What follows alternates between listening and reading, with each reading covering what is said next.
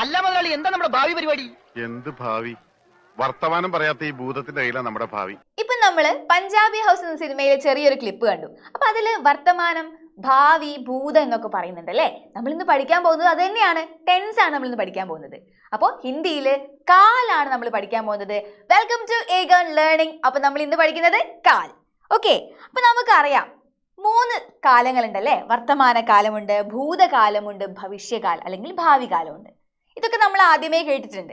നമുക്ക് ഇതൊക്കെ എന്താണ്, ഇതിന്റെ ഡെഫിനിഷൻ ഒക്കെ എന്താണെന്ന് ജസ്റ്റ് അറിഞ്ഞു വെക്കാം. ഓക്കെ, അപ്പോ കാൽ കാ അർത്ഥ ഹോത്താ ഹെ സമയ്.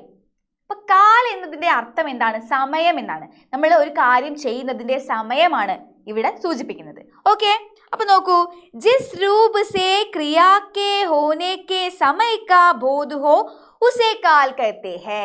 അതായത് ക്രിയ ചെയ്യുന്ന സമയത്തിനെയാണ് അവിടെ സൂചിപ്പിക്കുന്നത് എന്നാണ് പറയുന്നത്. അപ്പൊ ക്രിയ ചെയ്യുന്ന സമയം, ഇതാണ് എന്ത്? കാലം എന്ന് പറയുന്നത്.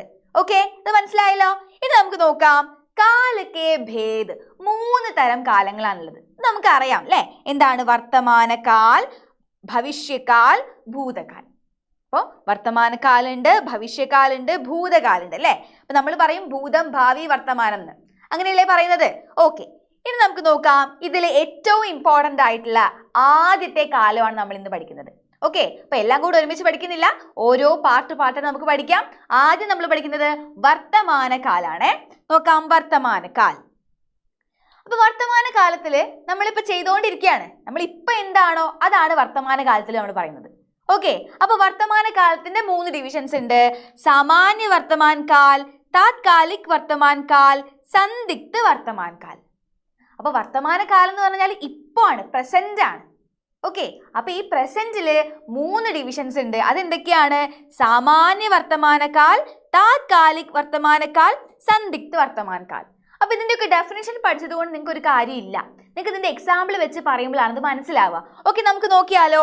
എന്താണ് സാമാന്യ വർത്തമാനകാലം? ഓക്കെ, അപ്പൊ വർത്തമാനകാലം എന്ന് പറഞ്ഞാൽ എന്താണ്? നമുക്കറിയാം, അത് പ്രസന്റ് ആണ് അല്ലെ. ഈ പ്രസന്റിൽ എന്ത് നടക്കുന്നു അതാണ് വർത്തമാനകാലം. ഓക്കെ, അപ്പൊ അതിലൊരു ഡിവിഷൻ ആണ് എന്ത്?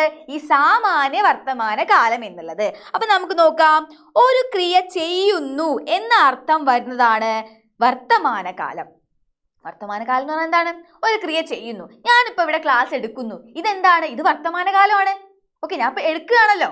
അപ്പൊ ഇവിടെ നോക്കൂ, ഒരു ക്രിയ ചെയ്യുന്നു എന്ന അർത്ഥം വരുന്നതാണ് വർത്തമാനകാലം. ഇതൊക്കെ ആണല്ലോ. അപ്പൊ വർത്തമാനകാലത്തിന്റെ ഡെഫിനിഷൻ നമുക്ക് കിട്ടി. ഓക്കെ, ഇനി നോക്കൂ, ക്രിയാധാതുവിന്റെ കൂടെ താ ഹേ, തീ ഹേ എന്നതിന്റെ വിവിധ രൂപങ്ങൾ ചേർത്താൽ ഈ കാലം കിട്ടും. ഇതാണ് കുറച്ചും കൂടെ കോംപ്ലിക്കേറ്റഡ് ആയിട്ടുള്ളത് അല്ലേ. പക്ഷെ ഈസിയാണ്. എക്സാമ്പിൾ വെച്ച് നോക്കുമ്പോൾ അത് വളരെ ഈസിയാണ്. ക്രിയാധാതുവിന്റെ കൂടെ, ക്രിയാധാതു എന്ന് നമുക്ക് അറിയാലോ. അപ്പൊ ചലന എന്നുള്ളതിന്റെ ക്രിയാധാതു എന്താണ്? ചൽ എന്നുള്ളതാണ്. അപ്പൊ അങ്ങനെ വരുന്ന ക്രിയകളുടെ ആ ഒരു ന എന്ന ഫോം ഒഴിവാക്കിയിട്ടുള്ളതാണ് എന്ത്? ക്രിയാധാതു എന്ന് പറയുന്നത്. ഓക്കെ, അപ്പൊ അതിന്റെ കൂടെ താ ഹേ അല്ലെങ്കിൽ തീ ഹേ എന്നതിന്റെ വിവിധ രൂപങ്ങൾ ചേർത്താൽ ഈ കാലം കിട്ടും. ഇവിടെ ഈ വിവിധ രൂപങ്ങൾ എന്തൊക്കെയാണ്? അപ്പം തേ ഹേ, തേ ഹേ എന്താണ്? അത് ഈ താ ഹേ അല്ലെങ്കിൽ തീ ഹയുടെ ഒരു വിവിധ രൂപമാണ്. അപ്പൊ അതാണ് അവിടെ പറയുന്നത്. അപ്പൊ ഇത് എക്സാമ്പിൾ നമുക്ക് പറയുമ്പോൾ മനസ്സിലാകും. നോക്കാം, മേ ചൽത്താ ഹൂം, ഞാൻ നടക്കുന്നു. ഇവിടെ എന്താണ് നമ്മുടെ എക്സാമ്പിൾ ആയിട്ട് വരുന്നത്? കുന്നു, അതായത് ചെയ്യുന്നു, നടക്കുന്നു.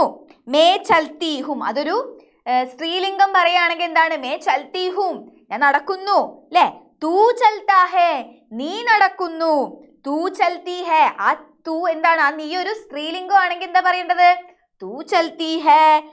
തും ചൽത്തേ ഹോ, നീ നടന്നു. തും ചൽത്തി ഹോ, അർത്ഥം എന്താണ്? നടക്കുന്നു എന്ന് തന്നെയാണ്. ഓക്കെ, ഇതില് മേ, തൂ, തും, ആപ്പ് വെച്ച് നമ്മൾ പറയുന്നു എന്ന് മാത്രം. ഓക്കെ, ഇവിടെ നോക്കൂ, ആപ് ചൽത്തേ ഹേ, ആപ് ചൽത്തി ഹേ. ഇപ്പൊ സ്ത്രീലിംഗവും വന്നു, പുല്ലിംഗവും വന്നു. ലഡ്കാ ചൽത്താ ഹേ, ഇവിടെ കണ്ടോ, താഹേ ആണ് ഫോം. നമ്മൾ പറഞ്ഞല്ലോ നേരത്തെ. അതായത് ക്രിയാധാതുവിന്റെ കൂടെ താഹേ, തീഹേ, തേഹായും ഒക്കെ വരികയാണെങ്കിൽ എന്താണ്? അതാണ് സാമാന്യ വർത്തമാന കാലം എന്ന് നമ്മൾ പറഞ്ഞു. ഓക്കെ, നോക്കൂ, ഇവിടെ ലഡ്കാ ചൽത്താ ഹേ, ലഡ്കേ ചൽത്തേ ഹേ. ഓക്കെ, അപ്പൊ സാമാന്യ വർത്തമാന കാലം മനസ്സിലായല്ലോ. എന്താണ്? ക്രിയാധാതുവിന്റെ കൂടെ താ ഹേ, തീ ഹേ എന്ന ഫോം.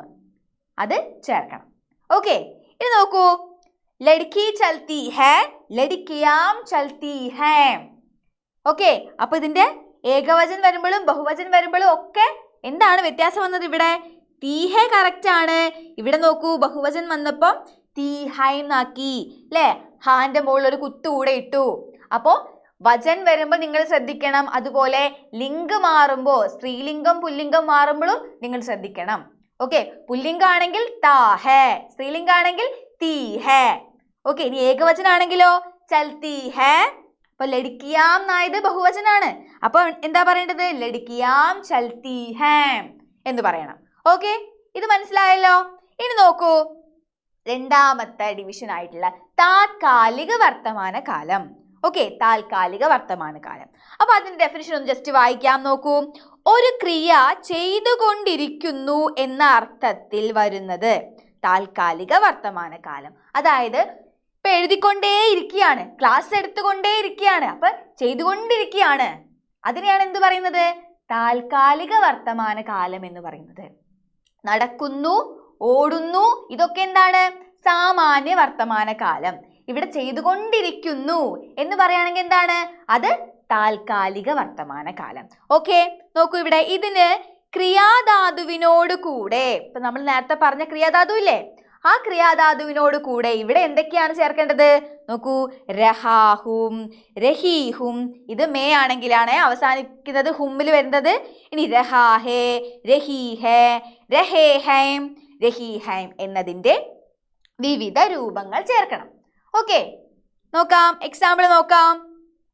ലഡ്ക പഠ് രഹാ ഹേ, എന്താണ്? ആൺകുട്ടി പഠിച്ചുകൊണ്ടിരിക്കുന്നു. ലഡ്കി ചൽ രഹി ഹേ, പെൺകുട്ടി നടന്നുകൊണ്ടിരിക്കുന്നു. ലഡ്കെ ചൽ രഹേ ഹേ, ആൺകുട്ടികൾ നടന്നുകൊണ്ടിരിക്കുന്നു. അപ്പൊ കണ്ടോ, കൊണ്ടിരിക്കുന്നു, ചെയ്തുകൊണ്ടിരിക്കുന്നു, നടന്നുകൊണ്ടിരിക്കുന്നു എന്ന അർത്ഥമാണ് എന്തിൽ വരിക? താത്കാലിക വർത്തമാന കാലത്തിൽ വരിക. ഓക്കെ, നോക്കൂ, അടുത്ത എക്സാമ്പിൾ നോക്കൂ. ലഡ്കിയാം ചൽ രഹി ഹേ, പെൺകുട്ടികൾ നടന്നുകൊണ്ടിരിക്കുന്നു. മേ ചൽ രഹാഹും, ഞാൻ നടന്നുകൊണ്ടിരിക്കുന്നു.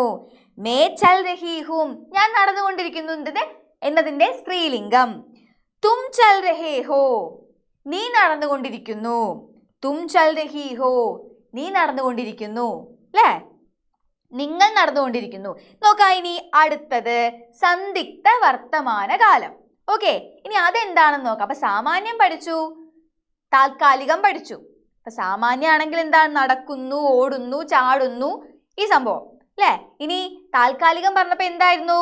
ചെയ്തുകൊണ്ടിരിക്കുന്നു, പാടിക്കൊണ്ടിരിക്കുന്നു, നടന്നുകൊണ്ടിരിക്കുന്നു അല്ലെ? അവിടെ ഒരു കൊണ്ടിരിക്കുന്നതിനാണ് സ്ട്രെസ് കൂടുതൽ അല്ലെ? ഇനി മൂന്നാമത്തെ നോക്കൂ, സന്ദിഗ്ധ വർത്തമാന കാലം. ഓക്കെ, അപ്പം വർത്തമാന കാലത്തിന് 3 ഡിവിഷൻസ് ആണുള്ളത്. അതിൽ മൂന്നാമത്തെ ഡിവിഷൻ ആണ് എന്ത്? സന്ദിഗ്ധ വർത്തമാന കാലം. ഓക്കെ, ഇനി ഇവിടെ വരുന്നത് ചെയ്യുന്നുണ്ടായിരിക്കും എന്ന ഒരു അർത്ഥമാണ്. ഇവിടെ ശ്രദ്ധിച്ചോ, ചെയ്യുന്നുണ്ടായിരിക്കും എന്ന അർത്ഥത്തിൽ വരുന്ന ഈ കാലം നിർമ്മിക്കുന്നതിന് ക്രിയാധാതുവിന്റെ കൂടെ താഹോഗ എന്ന് ചേർക്കണം അല്ലെ? താഹോഗ, താഹോഗി, തേഹോഗെ, അങ്ങനത്തെ താഹോഗയുടെ വേറെ വേറെ രൂപങ്ങൾ ചേർക്കണം. ഓക്കെ, കർത്താവിന് വരുന്ന മാറ്റം അനുസരിച്ചിട്ട്, അപ്പൊ കർത്താവ് ആരാണ്? ക്രിയ ചെയ്യുന്ന ആളാണ് കർത്താവ് അല്ലെ? അപ്പൊ ഇവിടെ പറഞ്ഞു എന്താണ്? മേ ചൽത്താഹും എന്ന് പറഞ്ഞ മേ ചൽത്തീഹും. ഓക്കെ, ഇപ്പൊ ഞാൻ പറയുകയാണെങ്കിൽ സ്ത്രീലിംഗത്തിൽ എങ്ങനെ പറയണം? മേ ചൽത്തീഹു എന്ന് പറയണം. അപ്പൊ ഇവിടെ കർത്താവ് ആരാണ്? മേമാണ് അല്ലെ? ഈ മേമിന്റെ, അതായത് കർത്താവിന്റെ രീതി അനുസരിച്ചല്ലേ, കർത്താവ് സ്ത്രീലിംഗാണോ പുല്ലിംഗാണോ എന്ന് നോക്കിയിട്ട് അവിടെ താഹോഗ എന്ന വാക്കിന് വ്യത്യാസം വരും. ഓക്കെ, താഴെ പറയുന്ന വിധത്തിൽ വ്യത്യാസപ്പെട്ടുകൊണ്ടിരിക്കും. അപ്പൊ നമുക്ക് നോക്കാം അതെന്താണെന്ന്. അപ്പൊ പുല്ലിംഗ ഏകവചനമാണെങ്കിൽ താഹോഗ. ഓക്കെ, അപ്പൊ അതായത് പുല്ലിംഗ ഏകവചനാണെങ്കിൽ താഹോഗ എന്ന് ചേർക്കണം. സ്ത്രീലിംഗ ഏകവചനാണെങ്കിൽ തീ ഹോഗി എന്ന് ചേർക്കണം. പുല്ലിംഗ ബഹുവചനമാണെങ്കിൽ തേ ഹോങ്കെ എന്ന് ചേർക്കണം. സ്ത്രീലിംഗ ബഹുവചനമാണെങ്കിൽ തീ ഹോങ്കി എന്ന് ചേർക്കണം. അപ്പൊ ഞാനിപ്പോ പുല്ലിംഗ ഏകവചനം, സ്ത്രീലിംഗ ഏകവചനം എന്നൊക്കെ പറഞ്ഞു. പുല്ലിംഗ ഏകവചനം എന്ന് പറഞ്ഞാൽ എന്താണ്? ലഡ്ക. ഓക്കെ, ഇനി എന്താണ് സ്ത്രീലിംഗ ഏകവചനം എന്ന് പറഞ്ഞാൽ എന്താണ്?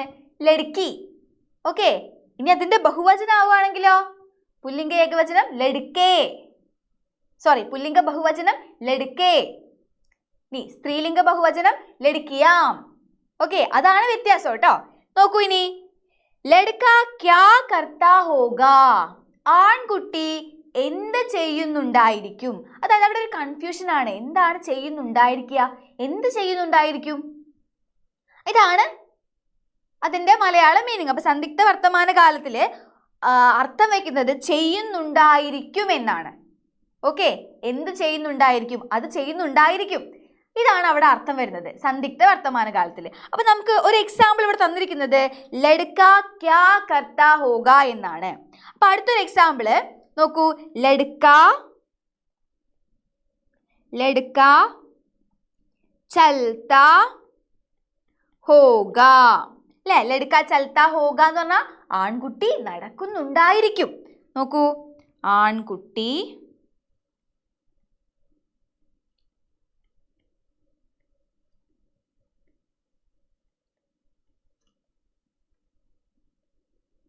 ഓക്കെ. അപ്പൊ നമ്മൾ ആദ്യം പറഞ്ഞതിന്റെ അർത്ഥം എന്തായിരുന്നു? ലഡ്ക ക്യാ കർത്താ ഹോഗാ, ആൺകുട്ടി. ഇതിന്റെ അർത്ഥം ആൺകുട്ടി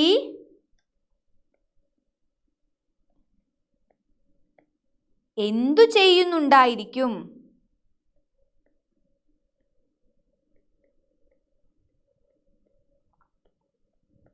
ഓക്കെ, അപ്പൊ ചെയ്യുന്നുണ്ടായിരിക്കും എന്നതാണ് സന്ദിഗ്ധ വർത്തമാന കാലത്തിന്റെ അർത്ഥം. ഓക്കെ, അപ്പോൾ നമ്മൾ വർത്തമാനകാലത്തില് 3 പാർട്ട് പഠിച്ചു. സാമാന്യം, താത്കാലികം, സന്ദിഗ്ധം അല്ലേ. ഇനി നമുക്ക് ബാക്കി അടുത്തൊരു പാർട്ടിൽ പഠിക്കാം. ഓക്കെ, എല്ലാവരും ഈ കാല് വൃത്തിക്ക് മനസ്സിലാക്കി വെക്കുക. അപ്പോൾ എല്ലാവരും ലൈക്ക് ചെയ്യുക, ഷെയർ ചെയ്യുക, സബ്സ്ക്രൈബ് ചെയ്യുക. ബൈ.